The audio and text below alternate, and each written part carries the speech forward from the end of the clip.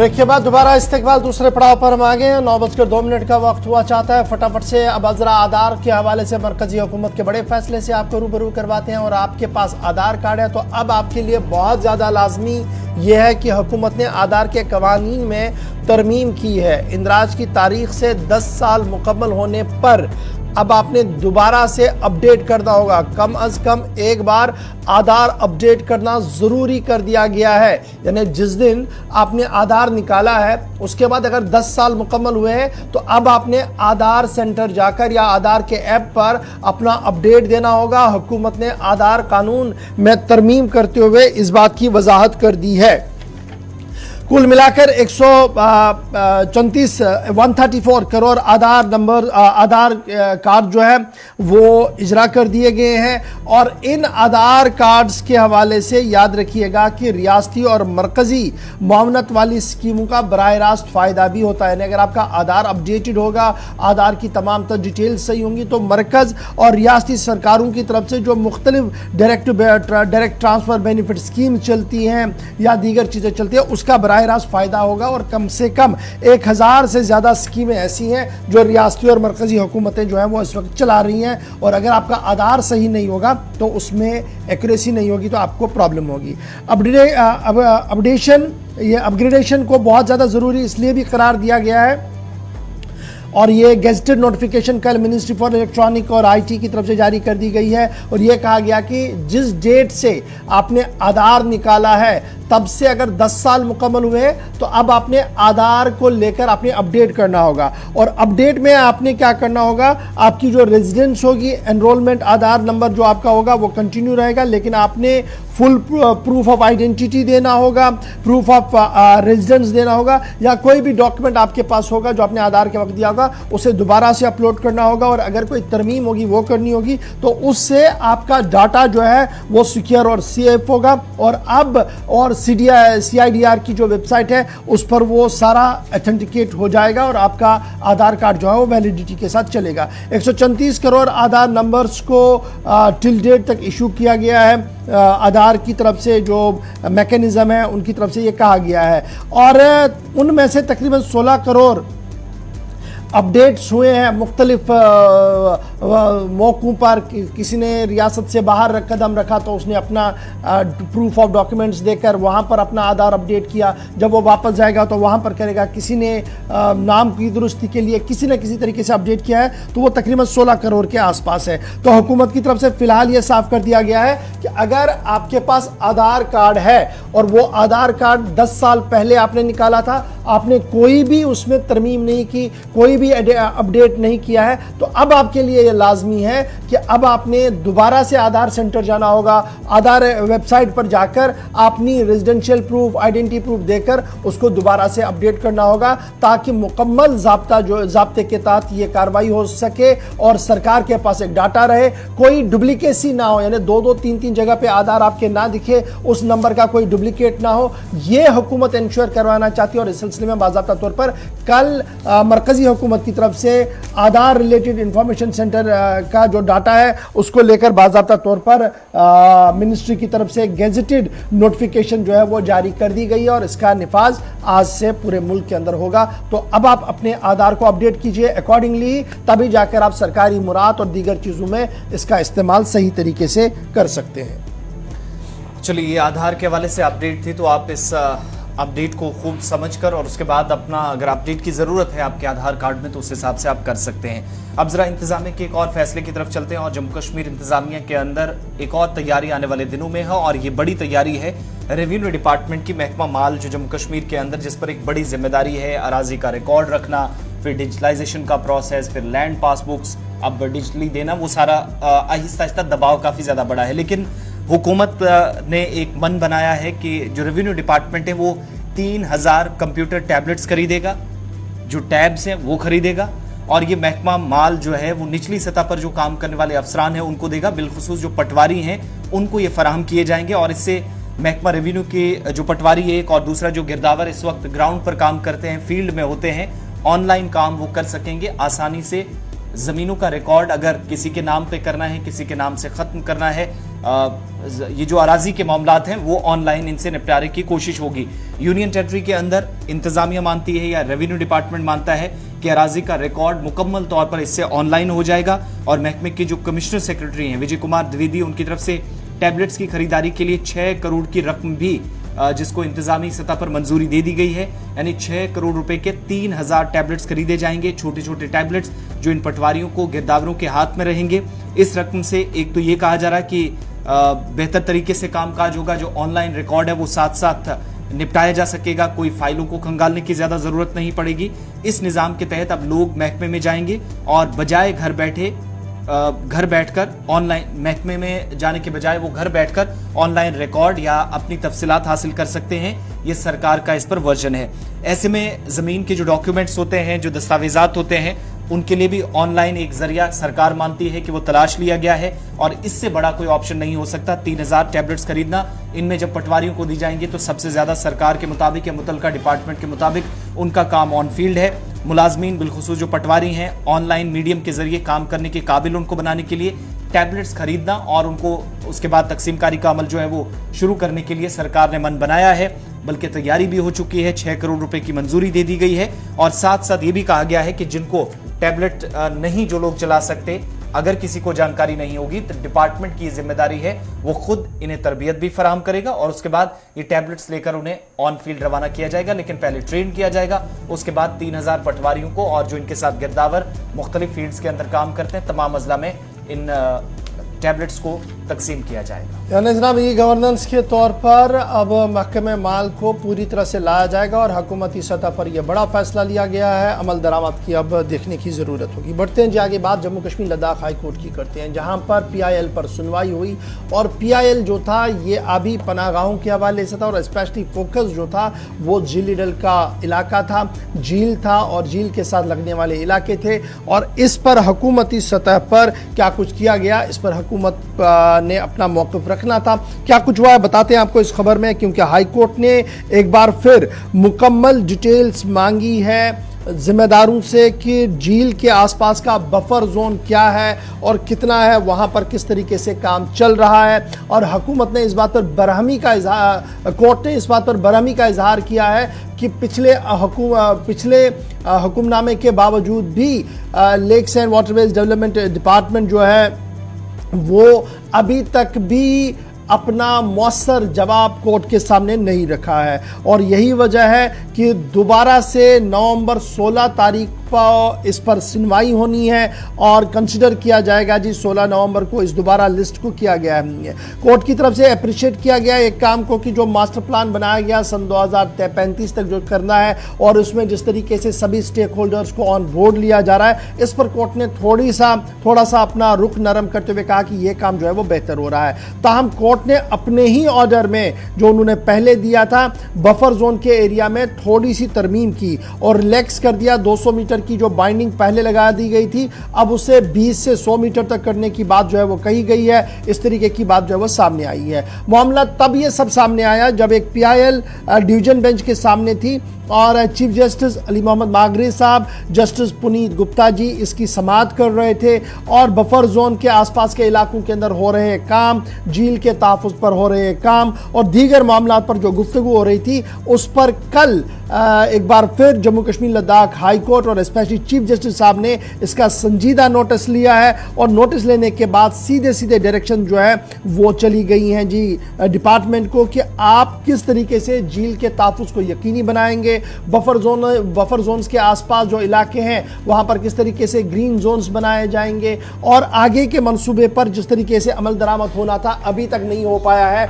वजूहात क्या है, इस पर डिटेल रिपोर्ट मांगी गई है अदालत की तरफ से। सीधे श्रीनगर चलेंगे, मजीद क्या कुछ इसमें खबर है, साहिल इकबाल हमारे साथ है। साहिल बताइएगा कि चीफ जस्टिस साहब ने कल जबरदस्त नाराजगी भी एक तरफ से दिखाई है, दूसरी तरफ से मास्टर प्लान पर इत्मीनान का इजहार भी किया है और अगली तारीख का भी ऐलान किया है। क्या कुछ पूरी खबर है, क्या कुछ कोर्ट का रवैया इस पूरे मामले पर? बिल्कुल कमर, आपको मैं बता दूं कि एक जो पब्लिक इंटरेस्ट जो लिटिगेशन है उसकी समाअत के दौरान ये सारी बातें जो है सामने आई है और बाज़ाब्ता से अब सबसे पहले मैं आपको ये बता दूं कि कोर्ट ने इससे पहले यानी 2 महीने पहले जो है जो एडमिनिस्ट्रेशन है, जो इंतजामिया है, उनको बाज़ाब्ता से लिखा था, उनको हिदायत जारी की थी कि वो जो वाटर बॉडीज हैं उनके आसपास का जो बफर जोन एरिया जो बनाया गया हुआ, क्योंकि 2002 में ही बोला गया था कि वाटर बॉडीज के आसपास का जो 200 मीटर का जो इलाका है, वहां पर आप किसी भी तरीके की परमानेंट जो स्ट्रक्चर्स है वो कायम नहीं कर सकते हैं, और उसको रिजर्व रखा गया था।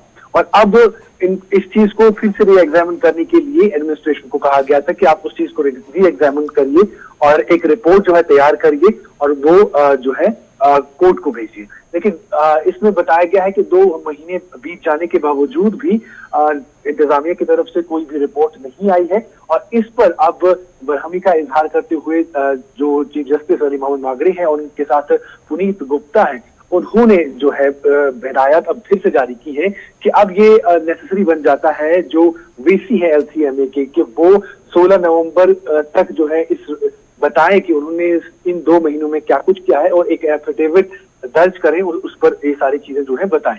अब बफर जोन के हवाले से जो बात हुई है, उन्होंने कहा है कि 20 साल बीत गए, यानी 2002 में जो ऑर्डर आए थे कि आप 200 मीटर के दायरे में कोई भी परमानेंट जो स्ट्रक्चर है वो कायम नहीं कर सकते हैं। उन्होंने कहा कि अब 20 साल बीत चुके हैं और 20 साल के बाद अब हमारे पास एडवांसमेंट है, अब हमारे पास वो मटेरियल अवेलेबल है, वो टेक्निक्स है जिससे हम इस एरिया में जो है इको फ्रेंडली स्ट्रक्चर्स तामीर कर सकते हैं।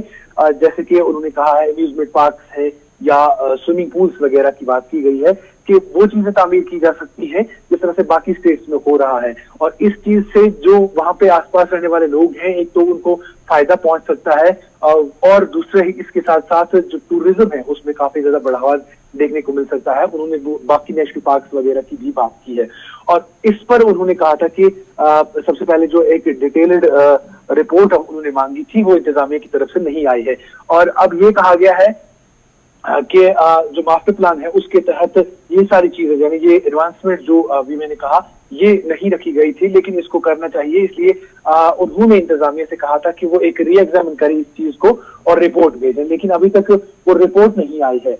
और अब इनको कहा गया है कि 16 नवंबर तक आप अपनी रिपोर्ट जो है वो इस हवाले से पेश करें, ताकि इसके बाद जो 16 नवंबर को दूसरी समाअत होनी है उस पर कोई हतमी फैसला लिया जा सके। और जिस तरह से आपने अभी कहा कि जो रिलैक्स किया गया है, जो बफर जोन्स है जिसमें 200 मीटर को अब रिलैक्स करके 20 से 100 मीटर की बात की गई है, वो भी इसके बाद जो है यानी 16 नवंबर के बाद जो समाअत होगी उसमें इस पर जो है पूरी तरीके से तफसीलात जो है बताई जाएंगी कि क्या कुछ इन बफर जोन से किया जा सकता है। बहुत बहुत शुक्रिया साहिल इकबाल। तमाम तर तफसीलात की अदालत की बात हुई है, तो जहां एक तरफ बफर जोन्स को लेकर नाराजगी का इजहार अदालत की जानिब से किया गया चीफ जस्टिस की तरफ से, लेकिन एक और मामला अदालत के अंदर था और वो था पब्लिक सेफ्टी एक्ट के हवाले से। कुछ लोगों को राहत भी मिली है, लेकिन हुकूमत को एक तरह से फिर फटकार लगी है अदालत से। दरअसल मामलात हाई कोर्ट के अंदर पहुंचते हैं और कुछ लोगों की तरफ से शिकायत की जाती है कि वो PSA के तहत बंद हैं, लेकिन उसके बाद जब वो एतराज़ात दर्ज कराने जाते हैं या सवालात उनकी तरफ से रखे जाते हैं तो कोई संजीदा जवाब इस पर या कोई कार्रवाई सरकार की तरफ से नहीं होती है, जिस पर मामला फिर अदालत के अंदर पहुंचा था। और पब्लिक सेफ्टी एक्ट के तहत अदालत की तरफ से कल क्लियर किया गया कि हिरासत में अगर किसी शख्स को लिया जाता है तो मुल्जिम की जानिब से एतराज़ जो दर्ज कराए जाते हैं, ये सरकार की जिम्मेदारी है कि एक तो मुकर्ररा मुद्दत के अंदर और जितना जल्दी हो सके कैदी का जवाब दिया जाए और उसके एतराज़ात में किसी तरीके से गैर संजीदगी का मुजाहिरा करते हुए आप ताखीर ना बरतें, क्योंकि इसका बराह रास्त असर जो है वो उसकी ज़िंदगी पर पड़ता है, अहले खाना पर पड़ता है और उन तमाम लोगों पर जो उसके करीबी होते हैं, उसके दाएं बाएं होते हैं। एक तो ये, दूसरा ये हुकूमत की जिम्मेदारी है अदालत के मुताबिक कि वो ज़ेरे हिरासत जो शख्स है जल्द से जल्द PSA के लिए जो जमा कराया गया डोजियर है उस पर अपना केस पेश करने का मौका दे। यानी जो डोजियर इंतजामिया की तरफ से पेश किया जाता है जिसके तहत शख्स को हिरासत में लिया जाता है, उस डोजियर के बाद अगर कोई शख्स उस पर एतराज करता है, अपने दलाइल पेश करता है, जवाब देने की कोशिश करता है, सवाल उठाता है, तो ये हुकूमत की जिम्मेदारी है कि वो फौरी तौर पर उस पर जवाब दे, ताकि कोई ज़्यादा से ज़्यादा ये जो शख्स हैं कोई भी जो PSA के तहत बंद होता है वो सलाखों के पीछे इस तरीके से सड़ता ना रहे। दूसरी बात ये कि एक तरफ आप अगर PSA के इस केस को रख देंगे, इसका बराह रास्त और मनफी असर जो है वो कैदियों पर पड़ेगा। अदालत के मुताबिक कोर्ट के 2 मुख्तलिफ बेंचों ने कुल मिलाकर 4 मुकदमात में डिस्ट्रिक्ट मजिस्ट्रेट के जो PSA के अहकामात थे उनको भी मनसूख कर दिया है। और जिन जिन लोगों को राहत मिली है, पहली तो ये कि जस्टिस मोक्षा खजूरिया काजमी, जिनने बडगाम के रिहायशी वकार अहमद गनई की एक दरख्वास्त थी, उस पर कहा कि आईन का कि आर्टिकल 22 की 5 शिक के तहत यह हुकूमत की जिम्मेदारी है कि वो कैदी को अपना केस पेश करने का जल्द मौका दे और साथ ही साथ उसके जो एतराजात हैं उसमें कोई ताखीर नहीं होनी चाहिए। इसमें एक दिन की भी ताखीर अगर होती है तो इसका डायरेक्ट असर उस पर पड़ेगा और वो भी नेगेटिव इंपैक्ट होगा। इसमें दूसरी बात, अदालत ने शोपियां के जाहिद अहमद लोन, साउथ कश्मीर के अनंतनाग के गुलजार अहमद वानी पर भी जो पीएसए लगा था उसको भी हटा दिया। अदालत ने यह हुक्म दिया। इसके साथ साथ जस्टिस संजय धर की बेंच के सामने भी एक केस पहुंचा था और इस केस में शुमाली कश्मीर के सोपोर के इश्तियाक आजम भट्ट, इन पर भी पीएसए लगा था, उसको भी हटाने का कल हुक्म अदालत की जानिब से दे दिया गया। यानी 4 लोगों को राहत दी गई, पीएसए उन पर खत्म कर दिया जाए, ये डिस्ट्रिक्ट मजिस्ट्रेट को हुक्म दिया गया। लेकिन साथ ही साथ जिन लोगों ने, चूंकि शिकायतें बहुत सारी अदालत के नोटिस में आई थी वुकला के थ्रू कि हम पर पीएसए लगा है, हम बंद हैं, केस चाहते हैं तेजी के साथ इस पर प्रोसीडिंग हो, लेकिन नहीं होती क्योंकि हुकूमत केस पेश करने का मौका उन्हें सही तरीके से फराहम नहीं करती, जिस पर कल नाराजगी का इजहार एक तरफ से बेंच ने और दूसरी तरफ से क्लियर कहा कि मुकर्ररा मुद्दत के अंदर बिना किसी ताखीर के जिन लोगों पर पीएसए लगा है उनके एतराजात सुने जाने चाहिए, उस पर जवाब सरकार की तरफ से दिया जाना चाहिए। आगे बढ़ते हैं, बात अब जरा उसातिज़ा की भी करते हैं और महकमा तालीम की करते हैं। मुख्तलिफ रिपोर्ट्स आती हैं हर गुजरते दिन के साथ या हर महीने कोई ना कोई ऐसी रिपोर्ट आती है जो बताती है कि जम्मू कश्मीर के अंदर टीचर्स की कमी है। लेकिन यहाँ पर बात हम करेंगे उस गैर तदरीसी अमले की जिसकी शदीद किल्लत से जम्मू कश्मीर का इस वक्त तालीमी निज़ाम भी बुरी तरह मुतासिर हुआ है। मुख्तलिफ ऐसी शिकायत हैं, मुख्तलिफ हिस्सों से सोर्सेज बताते हैं कि साल 1989 के बाद कोई खास तब्दीली उन कवानीन में, उन कवायद व ज़वाबित में नहीं हुई जिनके तहत जम्मू कश्मीर के अंदर डिपार्टमेंट जो है वो नॉन टीचिंग या जो मिनिस्ट्रियल स्टाफ था, जो गैर तदरीसी अमला था, उसकी दोबारा से ऑर्गेनाइजेशन हो, दोबारा से उसको नई जिम्मेदारियां दी जाए। और ये जो ट्रांसफर्स का भी मामला आजकल के दिनों में आप देखते हैं कि लटका पड़ा रहता है, कई सालों से एक जगह उसातिज़ा काम कर रहे हैं, ये एक सबब भी इन सारे असबाब में गिना जाता है जब हम थोड़ा सा पीछे चले जाते हैं। यही नतीजा हमारे सामने है कि आज बरसों बाद भी कई खाली असामियां महकमे के अंदर हैं। इनमें हम देख रहे हैं चीफ एजुकेशन ऑफिसर्स हों, जोनल एजुकेशन ऑफिसर्स हों, जो आज के वक्त में भी इस बहरान का शिकार है क्योंकि गैर तदरीसी अमले की कमी इस तरफ शायद ली जा रही है कि खाली असामियां पुर ना होना भी महकमे पर इजाफी दबाव। और सबसे बड़ी परेशानी जो उसातिज़ा, परसों की खबर में हमने आपको बताया था कि कई जगहों पर अटैचमेंट लेकर टीचर्स बैठे हैं, लेकिन यहां पर यह शिकायत और जराए से हवाले मुख्तलिफ इलाकों से जो खबरें हैं कि टीचर्स जो हैं वो इस वक्त क्लरिकल जॉब्स करने पर मजबूर हैं या उन्हें शायद मजबूर किया जाता है। इस तरह की खामियां डिपार्टमेंट के अंदर हैं, जिसका नतीजा यह है कि डिपार्टमेंट का काम बरसों बाद भी ठीक नहीं हो सका। और अगर क्लरिकल जॉब्स इसी तरीके से उसातिज़ा के पास रही तो फिर स्कूलों में कौन पढ़ाएगा, फिर नॉन टीचिंग स्टाफ जो है, मिनिस्ट्रियल स्टाफ है, उसकी क्या जिम्मेदारी है और खाली असामियों को पुर कौन करेगा जो डिपार्टमेंट के अंदर आज भी खाली है। और एडोकिज्म वाली अप्रोच जो यूनियन टेरिटरी के अंदर आज 2022 में भी जारी है। अच्छा जी, इसमें बड़ी दिलचस्प बात जो सामने आ रही है वो ये है कि रमसा स्कीम को मुतारफ कराया गया और रमसा स्कीम के तहत बहुत सारे स्कूलों को अपग्रेड किया गया।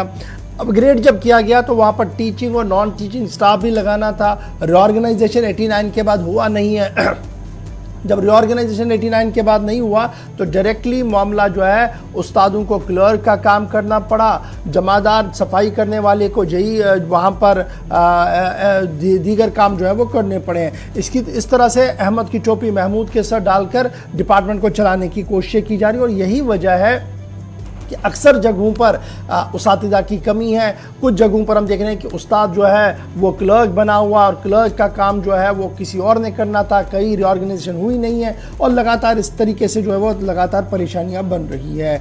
All department clerical staff association लगातार इस मामले पर उनका भी एक मौक़िफ़ है। उनका मानना है कि SSRB की तरफ से अगर लिस्ट जारी भी की गई तो उन्हें आज तक भी जनाब क्लियर नहीं करवाया गया। 4th क्लास जो एम्प्लॉयज़ थे जिन्होंने इम्तिहान देकर प्रमोशनें ली हैं, junior assistant, library assistant, laboratory assistant की तरफ से, उनकी प्लेसमेंट अभी तक भी नहीं हो पा रही है। ये जो डिले हो रहा है सरकारी पार्ट पर, यह इंतहाई ख़तरनाक है। सीधे श्रीनगर चलेंगे, सईद रूफ फारूकी हमारे साथ है। सईद, महकमा तालीम की बात करते हैं और महकमा तालीम की बात करना इसलिए भी बड़ा इंपॉर्टेंट है क्योंकि तालीम ही एक ऐसा ज़रिया है जिससे हम आने वाले दिन को, अपने मुस्तकबिल को तारीख होने से बचाते हैं। लेकिन यहाँ पर सूरत हाल ये है कि उस्ताद तो है लेकिन क्लर्क नहीं है, क्लर्क तो है लेकिन जूनियर असिस्टेंट नहीं है, जूनियर असिस्टेंट तो है तो हमारे पास लैब और लेबोरेटरी असिस्टेंट नहीं है, क्योंकि खबर हमारे पास ये है कि 89 के बाद जो रिऑर्गेनाइजेशन सेटअप डिपार्टमेंट के अंदर होना चाहिए था वो हुआ नहीं है, जिसकी वजह से आज के दिन पर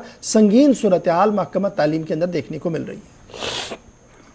बिल्कुल इशफाक, देखिए जो कुछ आपने कहा ये मसला जो है काफी वक्त से चल रहा है, क्योंकि मैं आपको बताऊं पहले अगर हम डिपार्टमेंट के जो हायर अथॉरिटीज है उनकी बात करें, सीओज की बात करें, जेडीओज की बात करें, बहुत सी ऐसी जगह है जहां पे सीओज और जो जेडीओज नहीं है। अगर हम जिला बडगाम की बात करें तो तकरीबन 4 जगहों पे अभी भी जोनल एजुकेशन ऑफिसर्स नहीं थे, क्योंकि इसमें बड़ा मसला ये है कि जब आपका कोई हेडमास्टर जो है जो गैजेटेड पोस्ट पे चला जाता है उसको प्रमोशन देनी है, क्योंकि वही हेडमास्टर जो है वो फिर जेडीओ बन के आता है और वही जेडीओ जो है वो चीफ एजुकेशन ऑफिसर बनता है, मगर वक्त पे प्रमोशन नहीं है, क्योंकि डिपार्टमेंटल प्रमोशन जो है वो वक्त पे नहीं मिल रही है। जिसकी वजह से मैं आपको बताऊं कि पिछले दिनों मेरे पास कुछ लोग आए, वो वफद लेके वो महकमे तालीम के ही रिटायर्ड मुलाजिम थे, वो मास्टर ग्रेड के मुलाजिम थे, उनमें कुछ हेडमास्टर थे, पर उन्होंने कहा कि उनको सिर्फ कहा गया कि आप हेडमास्टर हो, मगर उनके नाम पे कोई ऑर्डर नहीं दिया गया। इसी तरह जेडीओज को भी उस वक्त उन्होंने तैनात किया पर उनको कोई ऑर्डर नहीं दिया गया, जो आज लड़ रहे हैं अपने प्रमोशन के ऑर्डर्स के लिए, और ये बता रहे हैं कि आपने जो हमें प्रमोशन दिए हैं वो ऑर्डर्स हमें इजरा नहीं किए गए, क्योंकि उसकी वजह से उनको सैलरी में जो एनएस होता है या जो पेंशन में उनको एनएस है वो नहीं मिल रहा है। तो ये काफी वक्त से, ये तो वो लोग हैं जो रिटायर भी हो चुके हैं, उनके साथ ये हुआ है। और दूसरा जो आपने कहा कि देखिए मैंने कई जगह खुद देखा है कि जो टीचर है वो सिर्फ क्लर्क का काम नहीं कर रहा है, बल्कि जो मिड डे मील्स है वो खाना भी बना रहा है, वो खाना परोस रहा है, वो बच्चों को वो सर्व कर रहा है। क्योंकि अगर आपने मिड डे मील स्कीम लाई है, आपने उसमें वो स्टाफ नहीं लाया जो खाना बनाए, वो पकाए, वो बच्चों को सर्व करे। कुछ एक जगह पे टीचर्स ने खुद ही रखा है जहाँ पे 200-300 रुपया उनको सैलरी दी जाती है, बाकी बेशतर ऐसी जगह है जहाँ पे खुद टीचर्स या जो फीमेल टीचर्स होते हैं वो बनाते हैं और वही फिर सर्व करते हैं। वाकई में जो आपका मिनिस्ट्रियल स्टाफ होता है जिनकी जरूरत होती है, खासकर अगर हम हाई स्कूल और हायर सेकेंडरी लेवल के स्कूलों की बात करें, ज्यादा जरूरत होती है मिनिस्ट्रियल स्टाफ की, काफी ज्यादा डर्थ है। क्योंकि एडमिशन के टाइम में हम देखते हैं कि फिर टीचर्स को ही कहा जाता है कि आप बच्चों के एडमिशन के लिए एनरोल करें, उनके नाम लिखे एक रजिस्टर बनाए, और ये काम जो है ये टीचर कर रहा है, ये टीचर खाना बनाने का काम कर रहा है, टीचर सब कुछ स्कूल में कर रहा है। तो जब ये सारे काम कर रहा है तो जो असल मकसद टीचर का है, जो असल काम टीचर का है, वहां पे कितनी मुश्किलात होती है, क्योंकि बच्चों को फिर पढ़ने में कितनी दिक्कत होती है। आपने जो टाइम टेबल बनाया होता है, टाइम टेबल के तहत ही आप टीचर्स को क्लास देते हैं, मगर आप जब उसको फिर एंगेज करते हैं दूसरी जगहों पे तो वो अपना क्लास कैसे दे सकता है। तो ये बड़ी प्रॉब्लम है, ये बड़ी मुश्किल है, क्योंकि कई ऐसी जगह है जहां पे आज भी जेडीओज नहीं है, सीओज नहीं है, आप किसी को अटैच करके रखा है। श्रीनगर जो चीफ एजुकेशन ऑफिसर है उसको कुछ और डिस्ट्रिक्ट भी दिए, गांधरबल भी दिया गया है, बडगाम में नहीं था, उसको पहले किसी और को रखा गया था। तो ये सिचुएशन है और सरकार इस चीज को सीरियसली नहीं ले रही है। हालांकि जो यूनियन के लोग हैं, जो टीचर्स फोरम के लोग हैं, कई बार उन्होंने सरकार की नोटिस में ये मामला लाया है कि इस तरह मुश्किलात हो रही है, मगर सरकार इन चीजों को सीरियसली नहीं ले रही है। हाँ, बताया जा रहा है कि महकमे में जो खामियां थी उनको दूर किया जा रहा है, पर वाकई में जो खामियां पड़ी है महकमे के अंदर वो वैसी की वैसी पड़ी हुई है। कई स्कूलों में आप देखेंगे 200 बच्चे हैं, आपको 2 टीचर्स वहां पे पढ़ा रहे हैं। कई ऐसे स्कूल है जहाँ पे 30 बच्चे हैं, जहाँ पे 25-30 टीचर ही उन्होंने रखे हैं, क्योंकि वहां पे वो किसी को हटा नहीं सकते हैं। वहां पे उनका एक जो अप्रोच है उस अप्रोच के तहत उनको रखा जा रहा है। तो ये जो सिस्टम एजुकेशन डिपार्टमेंट में है, ये सिस्टम काफी वक्त से तब्दील नहीं हो रहा है। सईद फारूकी हमारे साथ ज्वाइन करने के लिए, ये बात बड़ी इंपॉर्टेंट है जी। जैसे आसिफ ने आज आपको पहले ही कहा कि आज 11 नवंबर है और आज मुल्क के पहले वजीर तालीम मौलाना अब्दुल कलाम आज़ाद साहब का भी दिन है। तो इस दिन को पूरे मुल्क के अंदर जो है वो एजुकेशन दिन के तौर पर, यानी एजुकेशन डे के तौर पर भी मनाया जाता है। और जहां हम ये अज़म करते हैं कि तालीम को हर सूरत में हर जगह तक पहुंचाना है, हर फ़र्द तक पहुंचाना है, वहां पर इस बात की भी और जम्मू कश्मीर इंतज़ामिया को ख़ास ध्यान देना होगा कि reorganisation of the education department ये ऑन टॉप प्रायोरिटी होना चाहिए। फिर जिस तरीके से अटैचमेंट का सिलसिला है और लगातार सरकार की तरफ से कहा गया था कि अटैचमेंट्स को ख़त्म किया जाएगा, वो अभी तक नहीं हो पा रहा है। फिर जो तीसरा बड़ा मंसूबा है वो ये है कि SSRB और जनरल एडमिनिस्ट्रेटिव डिपार्टमेंट के बीच में जो तालमेल है उस पर भी फुकदान है। और overall at the end of the day नुकसान जो है वो उन बच्चों का हो रहा है, उन सरकारी इदारों के अंदर बच्चों, उन सरकारी स्कूलों के अंदर पढ़ने वाले बच्चों का हो रहा है जो शायद माशी तौर पर कमज़ोर है, इसलिए वो सरकारी स्कूल जा रहे हैं। ये एक ऐसा फैक्ट है और ऐसी सच्चाई है जिससे हमने आंखें नहीं मूंदनी चाहिए। इसलिए इस कमज़ोर तबके की तालीम को मज़ीद बेहतर बनाने की ज़रूरत है, न कि इसको तबाही के दहाने पर छोड़कर आगे आने की ज़रूरत है। फिलहाल बढ़ते हैं जी आगे, बात करते हैं लेफ्टिनेंट गवर्नर मनोज सिन्हा साहब की। जी आसिफ। बिल्कुल, तालीमी निज़ाम की बात हुई है तो लेफ्टिनेंट गवर्नर मनोज सिन्हा जो एक तकरीब से खिताब कर रहे थे स्कॉस जम्मू के अंदर चट्टा में, जहां पर उनकी तरफ से भी एक तो बच्चे और बच्चियों की जो बिलखुसूस टॉपर्स थे 10th 12th के, उनके लिए प्रोग्राम था। उसमें एक तरफ जहां उन्होंने उनके मसाइल सुने और लेफ्टिनेंट गवर्नर मनोज सिन्हा की तरफ से इसी तकरीब के अंदर कुछ बड़ी बातें कही गई। कहा कि तलबा जो तालीमी मैदान में इस वक्त चैलेंजेस का सामना कर रहे हैं वो मेहनत से इन चैलेंजेस का मुकाबला करें। ये तो बच्चों के लिए एक उनकी तरफ से मैसेज था। दूसरा, कामयाबी पाने के लिए एक तरफ शॉर्टकट तरीका जो अपनाने की कोशिश होती है उस तरफ ना जाया जाए तो अच्छा है, क्योंकि हमेशा गलत मंजिल की तरफ ले जाते हैं। और उसातिज़ा, वालिदैन और सिविल सोसाइटी पर भी जोर देकर लेफ्टिनेंट गवर्नर ने कहा कि कोशिश ये हो कि बच्चों को सिर्फ किताबी कीड़ा ना बनाया जाए, उन्हें प्रैक्टिकल में भी होमवर्क कराया जाए ताकि मौजूदा वक्त में जो चैलेंजेस हैं उनसे वो अपनी मेहनत के जरिए और हकाइक पर मबनी रिपोर्ट्स के जरिए और अपनी तालीम के जरिए वो इस वक्त लड़ सकें। मनोज सिन्हा इस मुनक़िदा तकरीब के अंदर जहां पर बच्चों के या जो तलबा के मसाइल थे उससे आगाही हासिल की और साथ ही साथ उन्होंने मसाइल हल करने का यकीन भी दिलाया उस वक्त जब उनके साथ एजुकेशन डिपार्टमेंट के जिम्मेदारान भी मौजूद थे। साथ ही सरकार की तरफ से जो एजुकेशन सेक्टर में उठाए गए इकदाम जो आमतौर पर लोग बहुत कम मानते हैं, लेकिन सरकार ये मानती है कि काफी ज्यादा हसूलियाबियां हैं, कामयाबियां हैं, जो गिनवाकर लेफ्टिनेंट गवर्नर ने इस तकरीब में सुना। वहीं दूसरी तरफ क्लासरूम में एक बार फिर से इनोवेशन, क्रिएटिविटी, फ्लेक्सिबिलिटी, एक्सपेरिमेंट को पुनर्स्थापित करने का प्रयास किया गया है। आप सबकी जिम्मेदारी है कि फैक्ट्री की जगह स्कूल के कैंपस को फिर से विद्यालय बनाया जाए, जहां क्यूरियोसिटी हो, जहां किताबों को रटने की बजाय क्रिएटिविटी पर फोकस किया जाए, जहां सिर्फ सक्सेसफुल नहीं बल्कि क्यूरियोसिटी को पुरस्कृत किया जाए। जिस दिन टीचर्स की मदद से क्यूरियोसिटी की इस व्यवस्था को हम सभी स्कूल कैंपस में इम्प्लीमेंट कर सकेंगे, उस दिन वास्तव में एजुकेशन सिस्टम ट्रांसफॉर्म हो गया ऐसा हम कह पाएंगे। आज जम्मू कश्मीर में 28,805 स्कूलों में 27,18,000 विद्यार्थी पढ़ रहे हैं। उनकी संख्या बढ़े इसके लिए एक अभियान चलाया था। इन लोगों ने आओ स्कूल चलें कैंपेन था।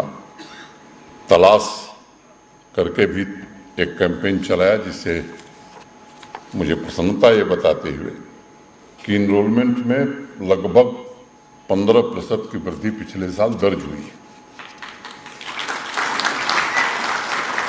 इंफ्रास्ट्रक्चर की दृष्टि से भी, चाहे वो हॉस्टल हो, अटल टिंकरिंग लैब हो या ढेर सारे काम पिछले दिनों किए जा रहे हैं। शिक्षा का उजाला दूर दूर तक पहुंचे, इसकी व्यवस्था सुनिश्चित करने की कोशिश हो रही है। हाई स्कूल में मॉडर्न स्किल्स की ट्रेनिंग, नीट की तैयारी के लिए स्कॉलरशिप की भी व्यवस्था की गई है। कंप्यूटर एडेड लर्निंग की व्यवस्था। लेफ्टिनेंट गवर्नर मनोज सिन्हा बात कर रहे थे और तालीमी निज़ाम हमने बेहतर बनाया है ये दावे किए जा रहे थे, लेकिन जो सूरत हाल है तलाश नाम का ही उन्होंने खुलासा किया और तलाश पर रिपोर्ट क्या है सरकारी, वो मई के महीने बाद आदाद-ओ-शुमार है वो आपके सामने रखे थे कि कितने ड्रॉप आउट बच्चे थे जो अब तक स्कूलों से दूर हैं, नहीं आ सके। हालांकि स्कीम इसी मकसद से बनाई गई थी। फटाफट से आगे बढ़ते हैं, इससे पहले हम ब्रेक पे जाएं। जम्मू कश्मीर के अंदर कोविड के बाद डेंगू का कहर इस वक्त बिलखुसूस जम्मू सूबे के अंदर बुरी तरीके से लोगों को मुतासिर कर रहा है। इस वक्त ताज़ा तरीन तफसीलात, मजीद 2 लोगों की जान चली गई है। मरने वालों की तादाद इस तरीके से इस बीमारी से 17 तक पहुंच गई है, जो अब तक सबसे ज्यादा किसी एक साल के अंदर या किसी एक महीने के अंदर है। और जम्मू सूबा यूनियन टेरिटरी के अंदर सबसे ज्यादा मुतासरा इलाकों में से एक और मुतासरा अजला में से जम्मू जिला सबसे ऊपर। इन्हीं 24 घंटों के दौरान 86 नए केसेस रिपोर्ट हुए हैं। यूटी में अब तक कुल केसेस जो है वो 6000 से तजावुज तो कर चुके हैं, लेकिन ये कहर जिसको कम करने की कोशिशें की जा रही हैं, ये थमने का नाम नहीं ले रहा है, बढ़ता ही जा रहा है। और इन सब के दरमियान जम्मू के कुछ लोगों की तरफ से शिकायतें की गई कि शहर के अंदर वाले हिस्सों में म्युनिसिपैलिटी ने एक जिम्मेदारी उठाई है कि वो यहाँ पर फॉगिंग करेगी, स्प्रे किया जाएगा, अद्वियात का जो छिड़काव होता है वो किया जाएगा, इसके अलावा साफ सफाई का निजाम होगा। ये सारी चीजें शहर के अंदर होती हैं, लेकिन बाहर वाले इलाकों में ड्रेनेज का अब तक निजाम, सड़कों के दाएं बाएं जहां पर फ्यूमिंग करनी है, फॉगिंग होनी चाहिए, वो नहीं हो रही है। कुछ अवामी नुमाइंदे भी शिकायत करते हुए नजर आए इस चीज को लेकर। और वो मकामात जहां पर खुले में कूड़ा फेंका जाता है, म्युनिसिपैलिटी को या काउंसिल्स को जिम्मेदार इस वक्त ठहराया जा रहा है, जिसके सबब, क्योंकि जब आप शहर के मुकाबले गांव को देखते हैं, जम्मू जिले को, तो सबसे ज्यादा केसेस गांव से जो इस वक्त अस्पतालों में आए रोज सामने आ रहे हैं। 20 से 25 केसेस रोजाना ऐसे मरीजों को, ऐसे बच्चों को या ऐसी बच्चियां जिनकी उम्रें बहुत कम हैं, वो अस्पतालों में पहुंच रही हैं। और इन 24 घंटों के दौरान 86 नए केसेस जम्मू सूबे के अंदर सामने आए हैं। कश्मीर से बहुत कम केसेस हैं। जम्मू जिला सरे फहरिस्त है, हॉटस्पॉट ऑलरेडी बन चुका है और 2 और लोगों ने बीती रात जान गंवा दी है जम्मू के अंदर। मरने वालों की तादाद 17 तक पहुंच गई है। चलिए जनाब, डेंगू की बीमारी लगातार जम्मू के अंदर हर साल इस तरीके का माहौल जो है इन 2 महीनों के दौरान जो है वो देखने को मिलता है जम्मू के अंदर। उम्मीद करें कि हुकूमती सतह पर भी इक़दाम हो और आप भी बाहिस बने, अपने आसपास पानी को रुकने ना दें, सफाई का माकूल और मुनासिब ख्याल रखें और मच्छरों से बचने के लिए जो आलात है उनका इस्तेमाल करें ताकि आप हिफाजत के साथ रह सके। छोटा सा ब्रेक होगा जी, तीसरे पड़ाव पर हम आ गए। तीसरे पड़ाव पर आएंगे तो आपको बताएंगे कि हांगुल जो आहिस्ता आहिस्ता ख़त्म हो रहा था उसको लेकर एदाद-उश-शुमार सामने आए हैं। वो एदाद-उश-शुमार क्या कह रहे हैं, जम्मू कश्मीर के जाविये से इस पर ज़रूर गुफ्तगू करेंगे। आपको दिल्ली की खबर से भी बाखबर करेंगे। आज सुप्रीम कोर्ट पर सबकी नज़र रहेगी। आपको इमरान खान की भी बात बताएंगे और उसके बाद आपको बिजली की भी सूरत हाल से वाकिफ कराएंगे और फ़ोन कॉल्स भी लेंगे। छोटा सा ब्रेक के बाद हाजिर होते हैं। सीधे श्रीनगर चलेंगे जहाँ से इरफान फाजिल भी हमारे साथ होंगे।